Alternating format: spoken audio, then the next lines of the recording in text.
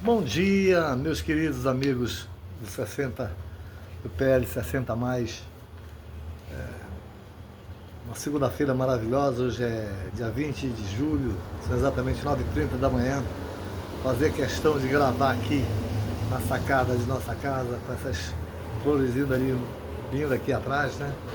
Antes de mais nada, desejando aí a todos que têm parentes espanhóis pela belíssima vitória da Espanha ontem contra a Argentina, né? E ontem nós vimos uma diferença muito grande que existe entre o povo da América contra os europeus. A Argentina ontem nos envergonhou tremendamente, que não praticou esporte nenhum, só fez ignorância, terminou brigando, ficou de costas nas horas da premiação, enquanto a Espanha deu uma verdadeira aula de educação, de futebol, né? Teve um gol anulado, não reclamou, não foi a VAR, não pediu revisão, não pediu nada. Então esse é o futebol.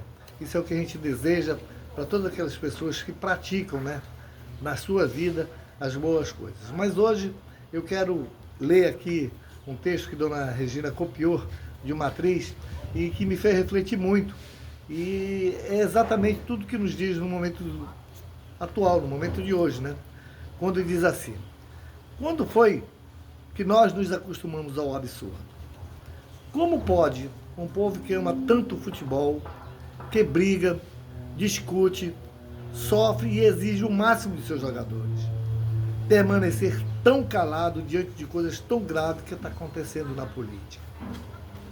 No futebol, não aceitamos um passe errado, criticamos o jogador que não corre, vaiamos quem não honra a camisa, exigimos honra, compromisso, raça, dedicação e respeito. Mas quando o assunto é o nosso país, por que tantos se calam? Por que tantos aceitam o inaceitável? Por que tantos se acostumam à corrupção, à impunidade, aos abusos, às injustiças e às decisões que atingem a vida de todos nós, indistintamente, seja desde pequeno até nós que estamos aí já na terceira idade? Será que estamos anestesiados? Será que a repetição dos absurdos fez com que o absurdo deixasse de nos chocar?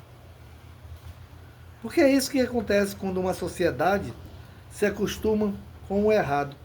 Aquilo onde parecia impossível, hoje passa a ser apenas mais uma notícia. E amanhã pode se tornar normal. E é o que tem acontecido no nosso país. A corrupção se tornou uma coisa altamente normal. E amanhã pode ser, ou pode estar muito pior do que está hoje, né? Eu não estou falando somente da esquerda ou da direita. Eu estou falando de partidos. Não estou falando de partido, de ideologias ou de torcidas políticas. Eu estou falando de consciência, de cidadania, de coragem para olhar os fatos e perguntar: isso está certo? E se não está, por que estou aceitando? O que me faz aceitar? Não podemos ser valentes apenas nas arquibancadas, nas redes sociais ou nas discussões sobre futebol.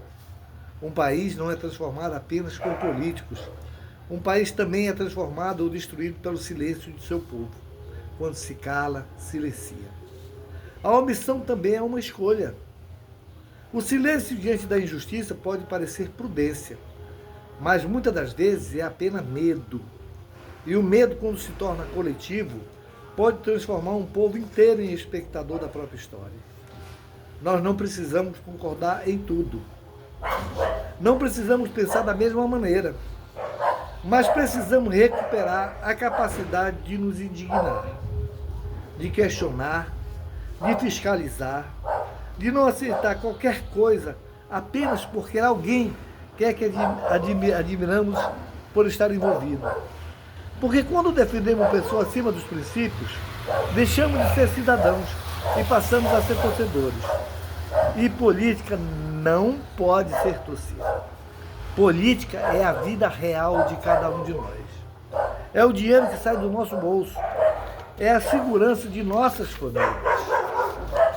é a educação de nossos filhos, é a saúde, a liberdade, a justiça e o futuro de todos. Então eu pergunto, se somos capazes de gritar por um gol, por que não somos capazes de gritar diante de tantas injustiças? Se somos capazes de exigir que um jogador honre a camisa que veste, por que não exigimos que aqueles que ocupam um cargo público honrem o país que representam? Talvez seja a hora de acordar. Não para odiar, não para atacar, não para seguir cegamente nenhum líder, mas para pensar. Porque um povo que deixa de pensar entrega a outros o direito de decidir tudo por ele. E quando finalmente percebe o que aconteceu, pode ser tarde demais. O Brasil não precisa de torcedores cegos. Precisa de cidadãos conscientes. Porque, no fim, a pergunta não é apenas o que estão fazendo com o nosso país. A pergunta também é o que nós estamos permitindo que o façam conosco. Né? E essa pergunta tem que ficar nas nossas memórias, o que estão fazendo conosco. Esse texto é o texto escrito por uma atriz chamada Elaine Cristina, famosa em outras décadas passadas, porém muito atual em suas palavras, cujo texto é muito propício para o que estamos vivenciando. Faço das palavras dessa atriz as minhas palavras e chamo para uma reflexão. Contundente é a respeito da crise moral, social, econômica e política de nosso país.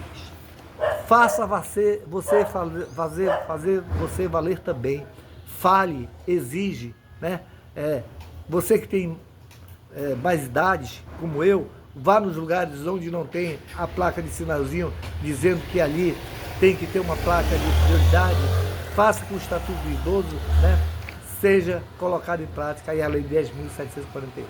Bom dia, bom final de semana e que Deus nos guarde.